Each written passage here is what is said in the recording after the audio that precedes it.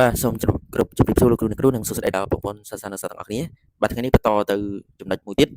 គេសួរយើងថាតើអ្វីទៅជា nucleotide ហើយវាផ្សំឡើងពីអ្វីហើយត្រូវចេះឲ្យបាន 100% ទៅបាទហើយអ្វីបានជា nucleotide 4ប្រភេទអាចបង្កើតបាន ADN ច្រើនខុសៗគ្នាបាទត្រូវមើលដាច់ខាតតើគោលការណ៍បំពេញបាសប្រព្រឹត្តទៅនៅពេលណាអាហ្នឹងក៏ត្រូវមើលដែរហើយកន្លែងនេះលោកគ្រូដាក់ថាគោលការណ៍បំពេញបាសប្រព្រឹត្តទៅនៅចង្វាក់នីមួយៗរបស់ molecule ADN ពេលស្វែងឡើងទ្វេតាមរបៀបពាក្យកណ្ដាលសារទុកបាទត្រូវណាបាទហើយបានជាសម្ព័ន្ធ heterosexual ដែលភ្ជាប់ចង្វាក់ទាំងពីរជាចង្វាក់រឹងមាំបាទត្រូវចេះដែរយ៉ាងហោចណាស់ក៏80%ដែរសំណួរហ្នឹងណាត្រូវចេះបាទហើយមួយទៀតហេតុអ្វីបានក្រោយស្វែងឡើងទ្វេអាដែនកូនទាំងពីរដូចគ្នាបែបហ្នឹងអានេះ 100% ណាដាច់ខាតត្រូវតែចេះសំណួរហ្នឹងដូចដែលបាត់ភូស្វែងឡើងទ្វេ ADN បាទយើងវាចេញប្រឡងហើយប៉ុន្តែនេះអត់ទាន់ចេញទេអានេះចេញបាក់ដប់ឆ្នាំ2014អញ្ចឹងត្រូវមើលដាច់ខាតបាទឲ្យបាន 100% ទៅចេះអញ្ចឹងនេះនីតិរបស់វាបាទហើយប្រៀបធៀប ADN និង protein បាទ 80% ព្រោះវាចេញហើយអាហ្នឹង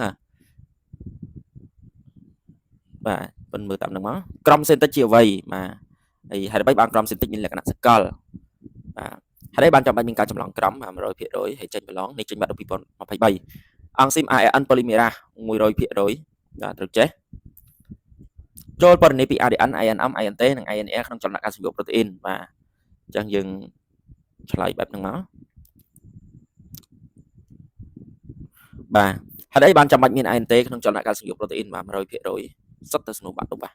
ប្រៀបធៀប ADN និង INM បាទ 80% វាចេញធ្លាប់ចេញហើយបាទអញ្ចឹងខ្ញុំមើលតាមហ្នឹងមកនេះ ANM INT អត់ទាន់ចេញទេអាហ្នឹង90% បាទទៅចេះ INM INT ណាបាទចូលសង្ខេបពីចលនាការសំយោគប្រូតេអ៊ីនបាទ 60% អាហ្នឹងបើសិនគេចេញអាដំណាក់កាលចុងក្រោយនេះដំណាក់កាលបញ្ចប់នេះឧទាហរណ៍ថាតើមានបាតុភូតអ្វីនៅពេលរីបូសូមលោតដល់កណ្ដុងស្តុកហ្នឹងអាហ្នឹង 100% ទៅមើលណាបាទដូចនៃកម្មកាត់ចិត្តចូលរលក្ខណៈខុសគ្នា 100% បាទត្រូវចេះណាមិនចេញប្រឡង 100% ណាត្រូវចេះសំណួរនឹងឲ្យបានឲ្យបាន 100% បាទមើលសំណួរនឹងមកចូលបញ្យលនិយមន័យបាទ Eprica Metrosy clone polyploidy វិស្វកម្ម synthetic plasmid enzyme antibiotic បាទវ៉ាក់សាំងណាបញ្យលតាមលោកគ្រូនេះមកនេះបាទចឹងលោកគ្រូគ្រាន់តែដាក់ឲ្យទេហើយវិស្វកម្ម synthetic នេះចេញប្រឡងបាត់ដល់ឆ្នាំ2025បាទតើវិស្វកម្ម synthetic មានប៉ុន្មានជំហានបាទមាន4ជំហានមើលតាមនឹងមកតើវិស្វកម្ម synthetic ដល់គុណសម្បត្តិនិងគុណវិបត្តិអ្វីខ្លះ 100% បាទ 100% ត្រូវចេះនេះមើលតាមនឹងមកចូលពណ៌នាពីលក្ខណៈពីរបៀបបង្កើតឬក៏ផលិតអរម៉ូនអាំងស៊ីលីនតើវិស្វកម្ម synthetic ធ្លាប់ចេញហើយ80បានហើយឆ្នាំហ្នឹងណាមើលតាមលោកគ្រូនឹងមកតើគេផលិតសារធាតុគីមីអ្វីខ្លះនៅក្នុងចក្រជីវៈ 100% ទៅមើលបាទអញ្ចឹងគឺមើលតាមហ្នឹងមក